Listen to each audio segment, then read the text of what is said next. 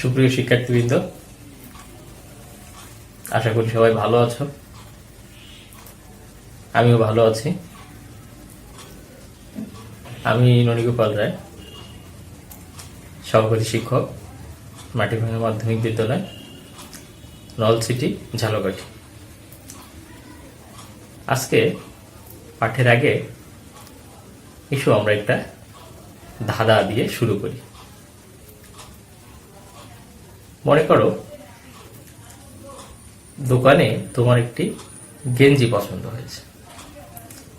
এখন গেঞ্জিটির দাম ৯৭ টাকা।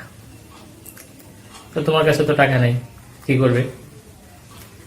বাবার কাছ থেকে নিলে ৫০ টাকা আর মার কাছ থেকে নিলে ৫০ টাকা নিয়ে দোকানে গেলা, যে ৯৭ টাকা দিয়ে গেঞ্জিটা কিনলে। তাহলে দোকানদার তোমাকে ৩ টাকা ফেরত দিল, তাই তো? এখন এই ৩ টাকা থেকে তুমি বাবাকে দিলে ১ টাকা আর মাকে দিলে ১ টাকা।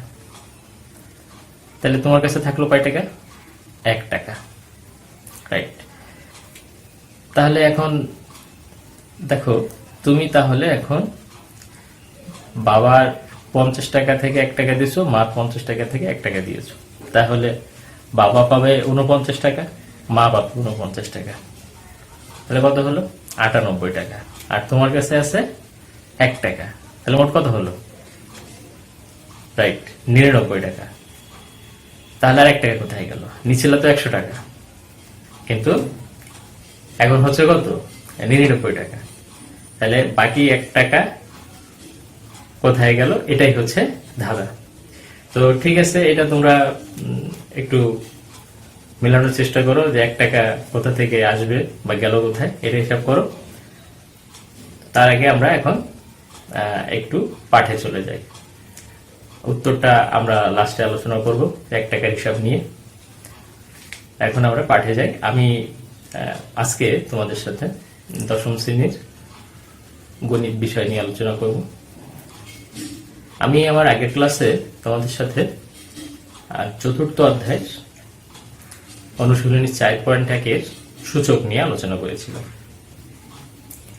তো আজকে আমি ৪র্থ অধ্যায়ের আরেকটি অনুশীলনী নিয়ে আলোচনা করব, সেটি হচ্ছে ৪.২। ৪.২ নিয়ে আলোচনা করব।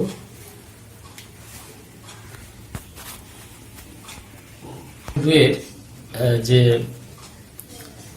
অঙ্ক আছে, এই অঙ্কটা কিসের তা তোমরা সবাই জানো। এটা সপ্তদশ শতাব্দীর শুরুর দিকে জন নেপিয়ার এই ধারণাটা, গণিতে এই ধারণাটার প্রবর্তন করেন, উনি সূচক শুরু করেন। আর আমরা বর্তমান যেটা ব্যবহার করি, যে নিয়মটা আধুনিক, এটা অষ্টাদশ শতাব্দীতে লিওনার্ড অয়েলার শুরু করে। তাহলে আমাদের আজকে পাঠের বিষয় কি তা তোমরা নিশ্চয়ই এতক্ষণে বুঝে গেছো। হ্যাঁ, আজকে আমাদের পাঠের বিষয় লগারিদম বা সংক্ষেপে লগ। আজকে আমরা লগারিদম বা লগ নিয়ে আলোচনা করব।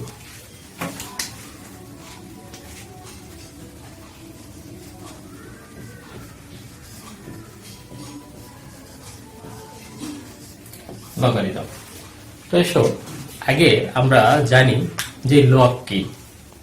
সূচক সম্পর্কে নিশ্চয়ই আমাদের ভালো ধারণা হয়েছে। সূচক আমরা জানি, সংখ্যাকে, বিভিন্ন বড় ধরনের সংখ্যাকে, বৈজ্ঞানিক সংখ্যাকে সংক্ষেপে প্রকাশ করার পদ্ধতি, এটা হচ্ছে সূচক। লগ এর সাহায্যেও আমরা গণিতের হিসাব নিকাশগুলো খুব সহজে করতে পারি। তো আমাদের জানা দরকার যে আসলে লগ কি, তাই তো? দেখি লগ কি, আমি একটু বোঝানোর চেষ্টা করি। দেখো তোমরা বোঝো কিনা যে লগটা কি। দেখো, আমরা যদি এইভাবে লিখি ৩ গুণ ৩ গুণ ৩ গুণ ৩ সমান কত? 81, তাই তো? অর্থাৎ ৩কে ৪ বার গুণ করলে ৮১ হয়। আবার যদি আমরা বিপরীত ভাবে বলি যে ৮১ সমান কত লিখতে পারি আমরা? 3⁴ সূচকীয় হবে। ঠিক আছে? আচ্ছা, এখন এইটাকে যদি আমরা লগের মাধ্যমে লিখি, এটাকে যদি আমরা লগের মাধ্যমে লিখি তাহলে কি হবে বিষয়টা? এটাকে যদি লগের মাধ্যমে লিখি তাহলে দেখো লগ 3, এটা হলো ভিত্তি বা বেস 81 যদি লিখি এভাবে এটাকে আমরা লগের মাধ্যমে এভাবে লিখতে পারি। অর্থাৎ এটার অর্থ কি? এটার অর্থ হলো 3-এর পাওয়ার কত হলে 81 হয়, 3-এর পাওয়ার কত হলে 81 হয়, রাইট? তাহলে 3-এর পাওয়ার কত হলে 81 হয় এটাকে আমরা যদি লিখি তাহলে এটা আসবে 4। ঠিক আছে, যদি আমরা 10 লিখি তাহলে 10-এর পাওয়ার কত হইলে 10 হয় 1। যদি 100 লিখি 10-এর পাওয়ার কত হইলে 100, 2। যদি 1000 লিখি 10-এর পাওয়ার কত হইলে 1000 হয় 3, তাই তো? এগুলো হচ্ছে সূচকীয় আকারে আমরা এভাবে লিখতে পারি। এগুলোকে যদি আমরা লগের সাহায্যে লিখি তাহলে কি লেখা যায়? লগ 10 ভিত্তি 10 যদি বেস 10 হয় তাহলে 10-এর পাওয়ার কত হইলে 10 হয় 1। আবার যদি এভাবে লিখি 10 100, অর্থাৎ 10-এর পাওয়ার কত হলে 100 হয়, লগ 10-এর পাওয়ার কত হলে 100 হয় 2। এখানেও ঠিক একইভাবে লগ 10, এখানে যদি 1000 থাকে এটার অর্থ হলো 10-এর পাওয়ার, এটা হলো ভিত্তি, 10-এর পাওয়ার কত হলে 1000 হবে 3। ঠিক আছে, তাহলে আমরা এইভাবে এই সূচকীয় আকারকে লগের মাধ্যমে আমরা এইভাবে প্রকাশ করতে পারি। আচ্ছা, তোমরা আবার শিখেছো যে লগ mn অর্থাৎ গুণ আকারে থাকলে সেটাকে যোগ হয়, বা বিপরীতভাবে যোগ থাকলে গুণ হয়, ভাগ থাকলে বিয়োগ হয়। এটা শিখেছো। এটা কিভাবে হয় দেখো, যদি এটা তোমরা জানো যে 2 to the power 3 into 2 to the power 4 এরকম যদি হয় তাহলে তোমরা শিখেছো 2 টু দি পাওয়ার 3 প্লাস 4 সমান 2 টু দি পাওয়ার 7। ঠিক একইভাবে এটাও এখান থেকেই আমরা লিখতে পারি যে এটা গুণ আকারে থাকলে এই m এর সহগ যোগ হচ্ছে n এর সহগ, মান এইটা যোগ আকারে লেখা হয়। জাস্ট এটার থেকে এটার ধারণা এইভাবেই এটা আসে। একইভাবে ভাগের বেলায় সেটা যে 2 টু দি পাওয়ার মনে করো 4 বাই 2 টু দি পাওয়ার 2, তাহলে আমরা লিখি 2 টু দি পাওয়ার 4 মাইনাস 2। ঠিক একইভাবে আমরা লগের ক্ষেত্রেও লিখতে পারি m বাই n, ভাগ থাকলে log m minus log n। এভাবে আমরা শিখেছি বা জানি, এই ধারণাগুলো এইভাবে আসে। তো লগারিদমের যে সূত্রগুলো আছে সেই সূত্রগুলো তোমরা জানো, তারপরও সূত্রগুলো আমি একবার তোমাদেরকে দেখাচ্ছি। তোমরা সূত্রগুলো আয়ত্তে রাখবে, তাহলে অঙ্ক করতে সুবিধা হবে। ঠিক আছে শিক্ষার্থী বন্ধুরা?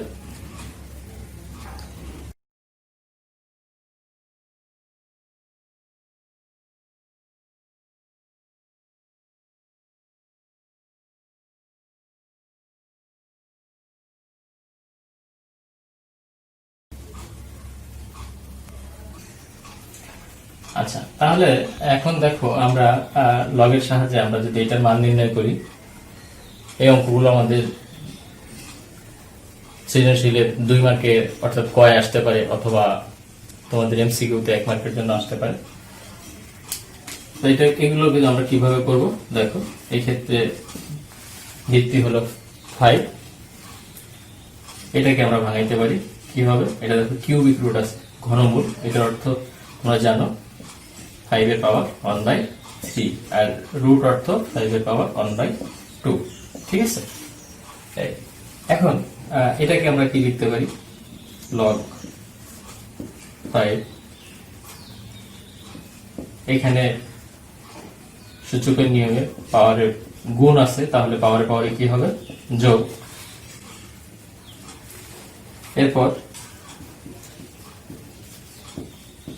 এটা লসাগু করে হলো 6, এখানে হলো 2, এখানে 3,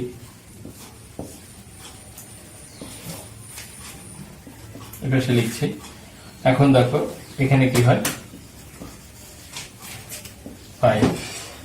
এখানে 5 এর পাওয়ার, এটা হয় 5/6, তাহলে 5/6 এর পাওয়ার, এটাকে আগে এনে লিখতে পারি সামনে, 5/6 ইন্টু লগ 5 অর্থাৎ ওই যে বলছিলাম যে 5 এর পাওয়ার কত হইলে 5 হয়, তাহলে 5 এর পাওয়ার কত হইলে 5 হয়, 1 হইলে 5 হয়, বা আমরা সূত্র শিখেছি লগ a বেজ a সমান হলো 1, তাহলে 5/6 into 1 log a base a সমান 1। তাহলে আমাদের অ্যান্সার কত হলো এখানে 5/6, তাহলে অ্যান্সার 5/6। আশা করি বুঝতে পেরেছ। এভাবে আমরা লগের সাহায্যে মান নির্ণয়ের অঙ্কগুলো করতে পারি।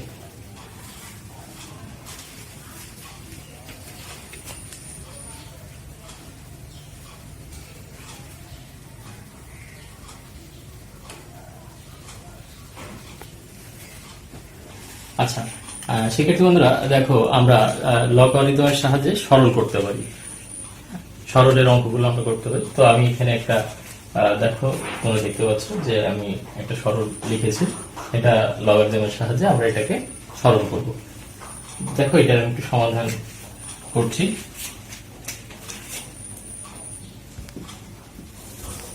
আমরা প্রথমে আমি নিচেরটা লিখছি, লগ 10 বেস 10, এক্ষেত্রে 1.2 কে আমরা লিখতে পারি 12/10, তা তোমরা নিশ্চয়ই জানো।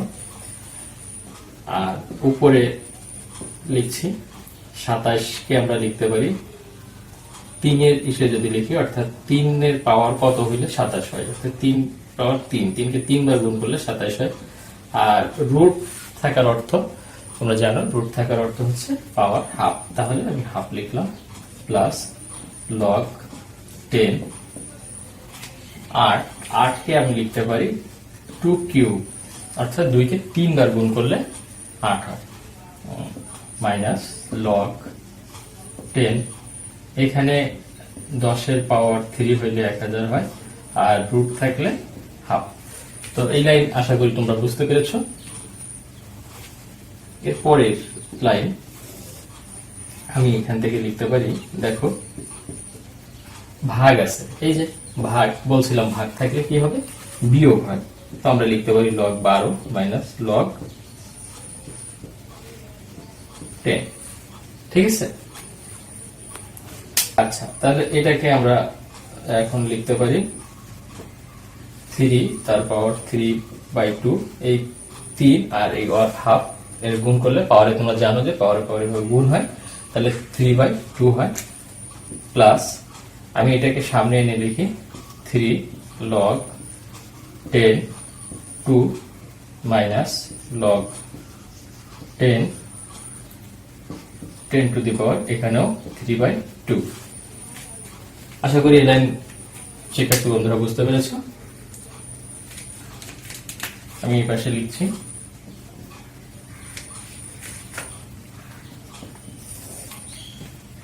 এখানে লগ 10, আমি 12 কে লিখতে পারি 2 এর স্কয়ার, অর্থাৎ 4 গুণ 3, তাহলে 3 ইন্টু 4, 3 ইন্টু 4, বা 2 এর স্কয়ার লিখতে পারতাম, মাইনাস লগ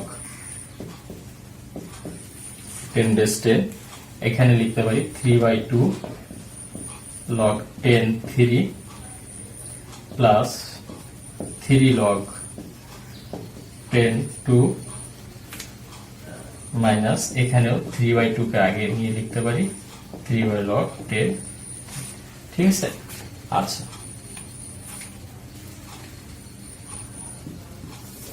এখানে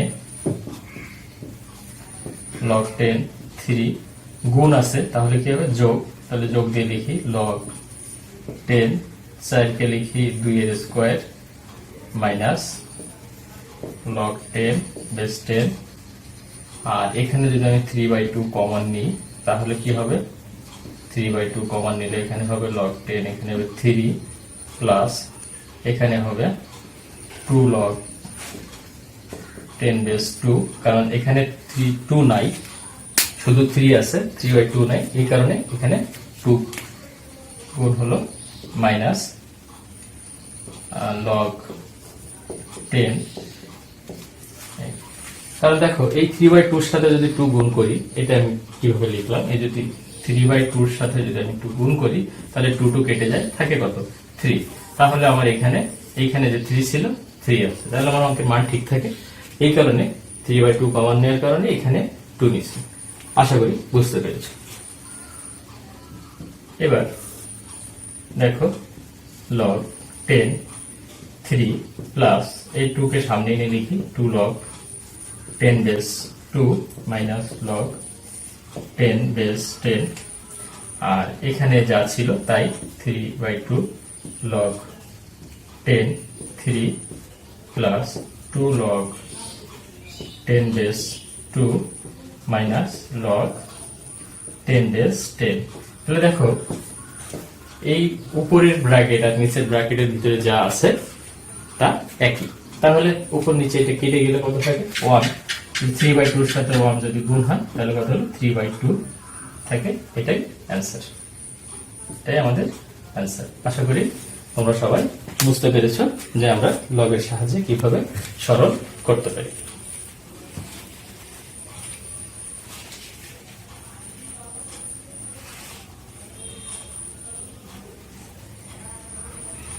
সুপ্রিয় শিক্ষার্থীবৃন্দ, তাহলে এতক্ষণ ধরে আমরা লগের ধারণা, লগের মাধ্যমে কিভাবে গাণিতিক সমস্যাগুলোর সমাধান করা যায় সে বিষয়ে আমরা জানতে পারলাম। আশা করি আমি যেটুকু দেখিয়েছি সেটুকু তোমরা বুঝতে সক্ষম হয়েছ। এখন তোমাদের এই লগের উপরে আমি একটু বাড়ির কাজ দেব। বাড়ির কাজটা সবাই খাতায় উঠিয়ে নেবে।